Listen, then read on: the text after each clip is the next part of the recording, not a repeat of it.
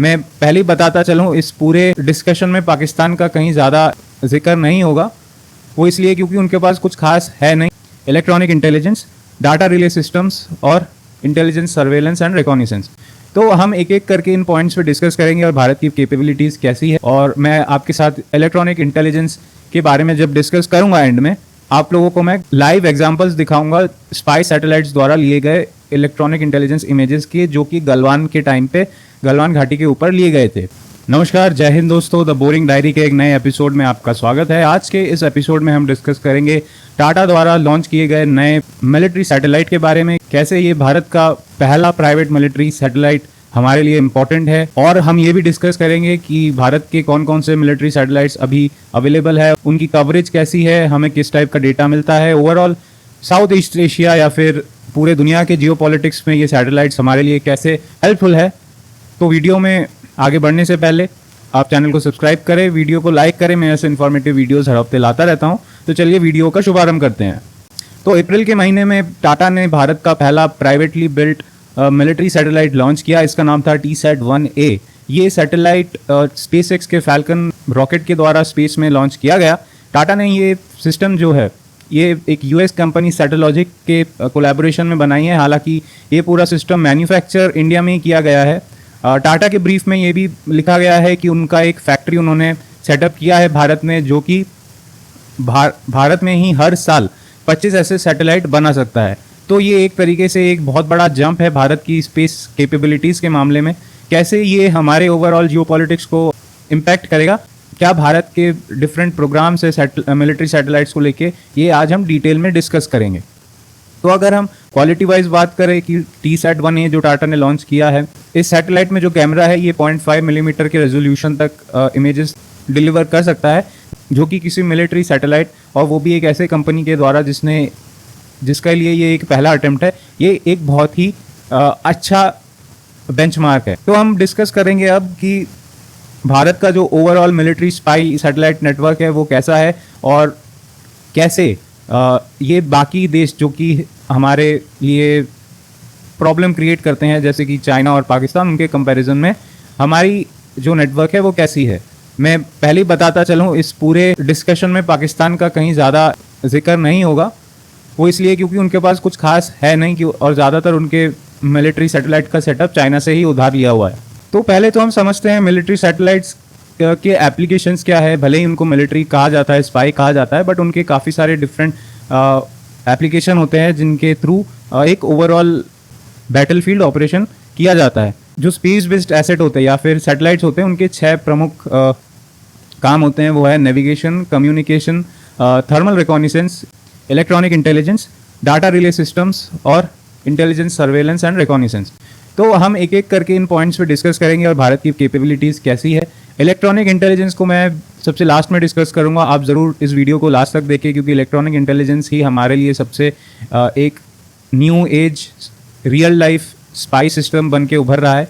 और मैं आपके साथ इलेक्ट्रॉनिक इंटेलिजेंस के बारे में जब डिस्कस करूंगा एंड में, आप लोगों को मैं लाइव एग्जांपल्स दिखाऊंगा स्पाई सैटेलाइट्स द्वारा लिए गए इलेक्ट्रॉनिक इंटेलिजेंस इमेजेस के, जो कि गलवान के टाइम पे गलवान घाटी के ऊपर लिए गए थे। तो चलिए आगे बढ़ते हैं। तो जब हम इंटेलिजेंस सर्वेलेंस रिकॉग्निशंस की बात करते हैं, उस मामले में भारत एक बहुत ही अच्छे स्थिति में है। हमारे पास जबकि 20+ रिमोट सेंसिंग सैटेलाइट्स है, और आगे भी हम धीरे धीरे और भी ज़्यादा सैटेलाइट्स इंक्लूड करते जा रहे हैं। तो हमारे पास एक बहुत ही डिसेंट इंटेलिजेंस सर्वेलेंस और रिकॉग्निशंस सैटेलाइट्स अवेलेबल है।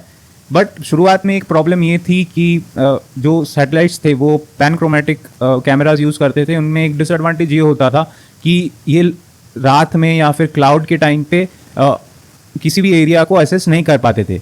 इसकी वजह से हमें 2611 में भी कई प्रॉब्लम्स झेलनी पड़ी। कई इंटेलिजेंस में हमें टाइम पे इंटेलिजेंस नहीं मिल सकी। उसी को सॉल्व करने के लिए इसरो ने 2611 के बाद RISAT-2 लॉन्च किया, जो कि एक सिंथेटिक अपर्चर रेडार है, जो कि रात दिन या फिर क्लाउड हो, किसी भी टाइप के वेदर में, किसी भी टाइम पे ये 24/7 इमेजेस दे पाता है। एक कैमरा और एक सिंथेटिक अपर्चर रेडार में बेसिकली ये फ़र्क होता है। कैमरा जो होता है वो जो दिखने वाली लाइट होती है उन पे अपना पूरा ऑपरेशन डिपेंड करता है, इसलिए जब लाइट कम होती है तो उनका ऑपरेशन हैम्पर होता है। बट सिंथेटिक अपर्चर रडार के मामले में वो रेडियो फ्रीक्वेंसीज एमिट करता है अपने टारगेट की तरफ, इस केस में अर्थ की तरफ, और जो रिफ्लेक्टेड रेडियो वेव्स होती है वो कितने टाइम बाद आती है उनके बेसिस पर जो इमेजेस होते हैं वो प्रोसेस किए जाते हैं। सबसे बड़ा एडवांटेज ये होता है सिंथेटिक अपर्चर रडार का कि वो जो सिस्टम्स होते हैं वो आपको एक 3D इमेज देते हैं, तो आपके पास एक बहुत ही ज़्यादा होलिस्टिक व्यू आता है अपने टारगेट एरिया का। भारत के मामले में ऐसे शायद कम से कम 3 सैटेलाइट है, होने 6 चाहिए, बट इन सैटेलाइट्स को RI सैट कहा जाता है, रीसैट। तो ये जो हमारे सिंथेटिक अपर्चर रडार्स हैं ये 6 नंबर में है, और हालांकि ये चाइना से बहुत कम है, बट हमारे यूज़ के लिए, हमारे एरिया ऑफ इंटरेस्ट के लिए, जो कि इंडियन ओशन रीजन है, फिर उसके बाद पूरा का पूरा एशिया सब कॉन्टिनेंट है, and to some extent European subcontinent, Middle East भी है, और साउथ ईस्ट एशिया तो खैर इसी में आ ही जाता है। तो इस पूरे रीजन को कवर करने के लिए आई थिंक मोस्टली कवर करने के लिए एडिक्वेट है। But in meanwhile there will be more such launches of RI sat. Already NASA और इसरो एक और सिंथेटिक अपर्चर रडार पे काम कर रहे हैं जिसका नाम है निसार, एंड धीरे धीरे हम कोशिश कर रहे हैं कि हम 24/7 365 डेज पूरे अर्थ का मॉनिटरिंग कर सके through this synthetic aperture radar. तो इंटेलिजेंस, सर्वेलेंस, रिकॉनेसेंस के मामले में भारत की कैपेबिलिटीज़ काफ़ी अच्छी हैं। अब हम चलते हैं नेक्स्ट जो है नेविगेशन की तरफ। नेविगेशन के मामले में आपने सुना होगा एक टाइम पे जब कारगिल वॉर के टाइम पे जब US ने हमको GPS का एक्सेस डिनाई किया था, उसके बाद एक और इंसिडेंट हुआ था कि जब हालांकि ये र्यूमर ही है, तो मैं र्यूमर की तरह ही आपको बता रहा हूँ डिस्क्लेमर देके, कि ब्रह्मोस जब टेस्ट होने वाला था ठीक उसी टाइम पे बराक ओबामा जो है यूनाइटेड स्टेट्स के राष्ट्रपति के तौर पे शपथ लेने वाले थे, और उसी दिन GPS के साथ कुछ खिलवाड़ हुआ, या फिर उसको उसके साथ उसकी फंक्शनैलिटीज़ के साथ चेंज किया गया या बंद किया गया, और वो ब्रह्मोस मिसाइल कहा जाता है ऑपरेट नहीं कर पाया प्रॉपरली।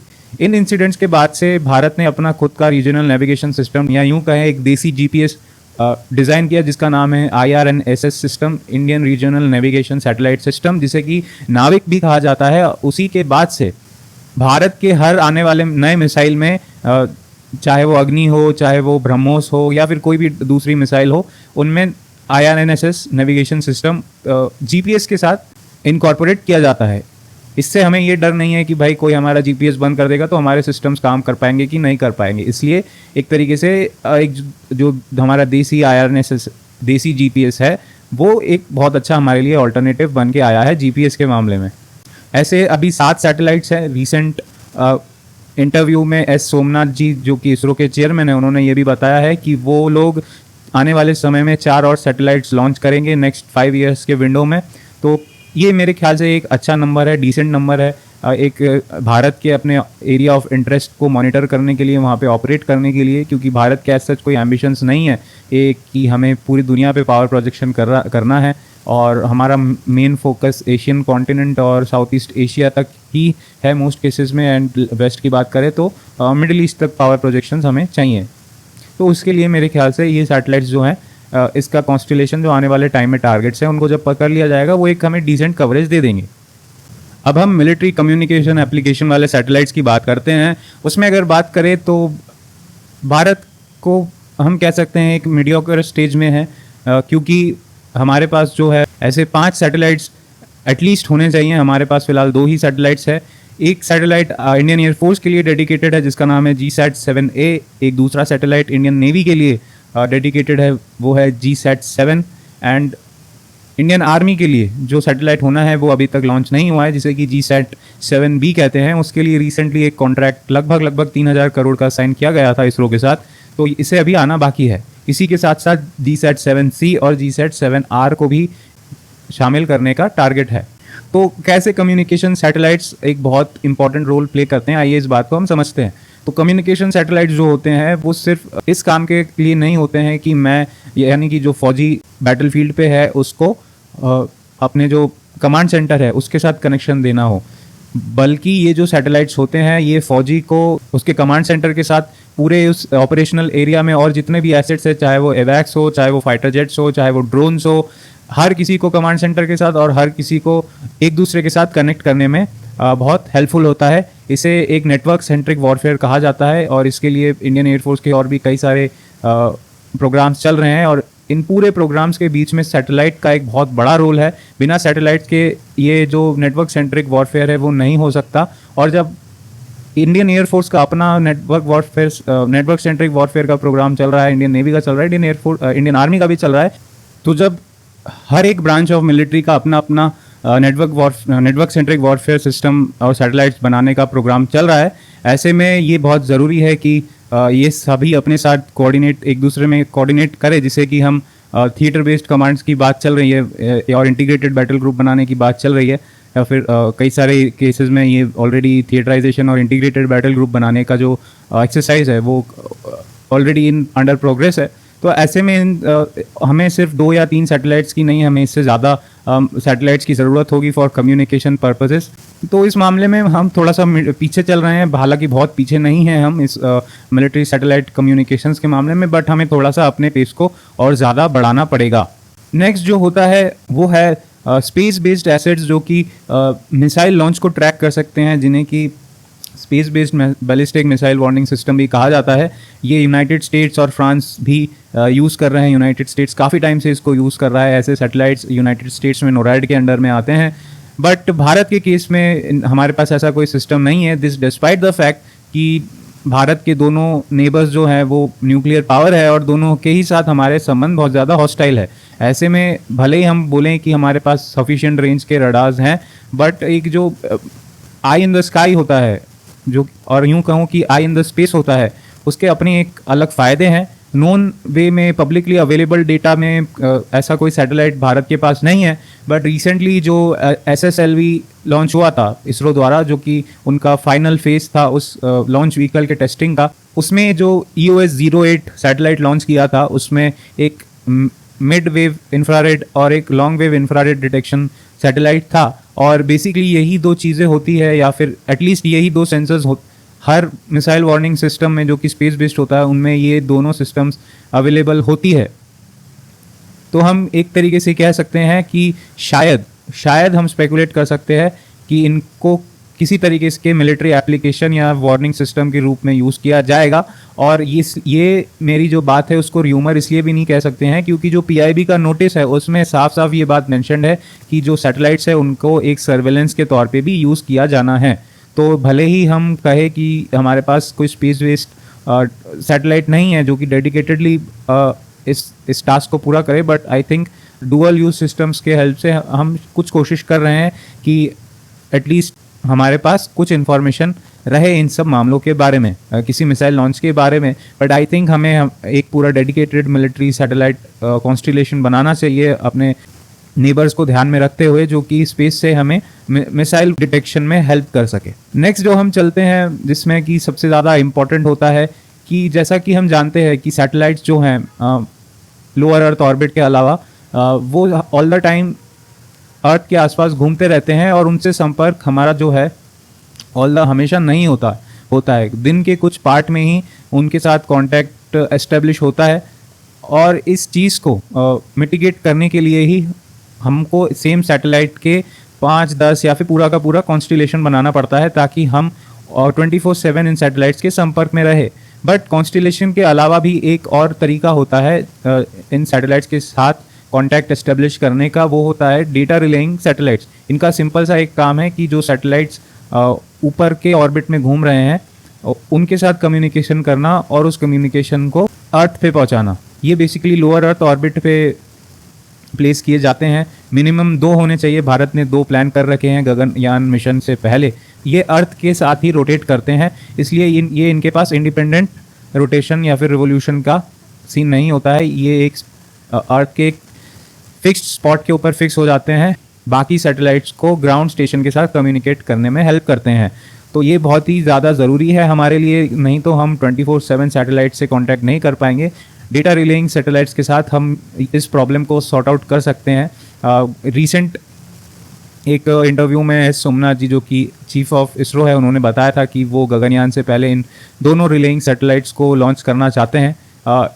तो इस मामले में भी हम ऐसा कहें कि US हमसे बहुत आगे है। चाइना के भी ऐसे 3 से 5 सैटेलाइट ऑलरेडी हैं। तो मेरे ख्याल से अगर हम in the time span of 3 से 4 साल या फिर इवन 6 साल भी देखें तो हमारे पास एक डिसेंट डेटा रिलेइंग सैटेलाइट होगा।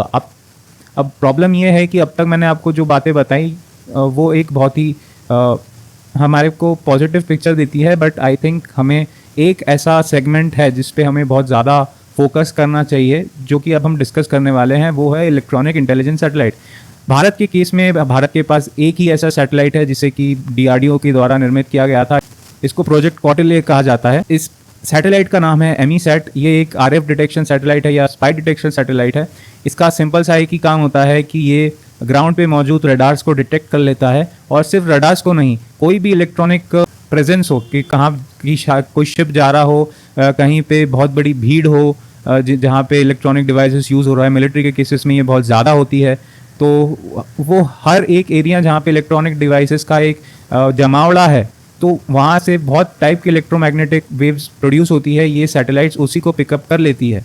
तो एक तरीके से ये सही में रियल टाइम जासूसी करने के लिए यूज़ होती है। ये एक बहुत ही डेडिकेटेड स्पाई सैटेलाइट्स होती हैं और भारत के पास एक ही ऐसी सैटेलाइट्स हैं।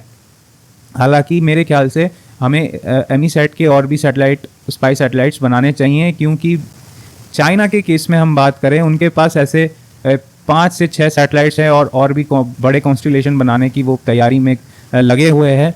तो एक इलेक्ट्रॉनिक इंटेलिजेंस सैटेलाइट या फिर जियोग्राफिक इंटेलिजेंस, जिसे कि जियोइंट भी कहा जाता है, उनके जो पिक्चर्स होते हैं वो कैसे होते हैं आपको मैं एक एक करके अभी आपकी स्क्रीन पे दिखाऊंगा। ये पिक्चर्स जो है प्राइवेट फर्म द्वारा लिए गए थे गलवान के दौरान, और आप देख सकते हैं कैसे इसमें गलवान घाटी में जो क्लैश हुआ था उस टाइम के अराउंड सडनली कैसे एक रेडियो या फिर इलेक्ट्रोमैग्नेटिक जो फील्ड है वो बढ़ जाता है, क्योंकि नेचुरल सी बात है वहाँ पे बहुत टाइप के मिलिट्री इक्विपमेंट्स रहे होंगे, उनसे रेडियो वेव्स या फिर इलेक्ट्रोमैग्नेटिक वेव्स प्रोड्यूस होती है और ये सैटेलाइट्स उन्हीं को ट्रैक करती है। तो किसी भी एरिया में जितना भी ज़्यादा हलचल होगी इलेक्ट्रोमैग्नेटिक वेव्स की, उसको ये अलग अलग कलर कोड में दर्शाती है।